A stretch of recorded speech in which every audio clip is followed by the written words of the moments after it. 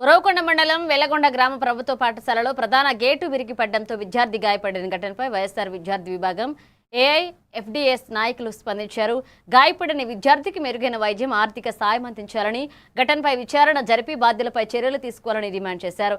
మండలంలోని అన్ని పాఠశాలల్లో మౌలిక సదుపాయాలపై తక్షణ తనిఖీలు నిర్వహించాలన్నారు. ఇక పాఠశాలల భద్రతపై నిర్లక్ష్యం వహించరాదు అని నాయకులు హెచ్చరించారు. వెలుగొండ గ్రామంలో ఒక అబ్బాయికి పాఠశాల గేట్ విరిగి తలకు గాయం తగిలి దాదాపు 8 కుట్లు పడడంతో ఆ పిల్లోనికి తల తీవ్రంగా దెబ్బ తగిలింది.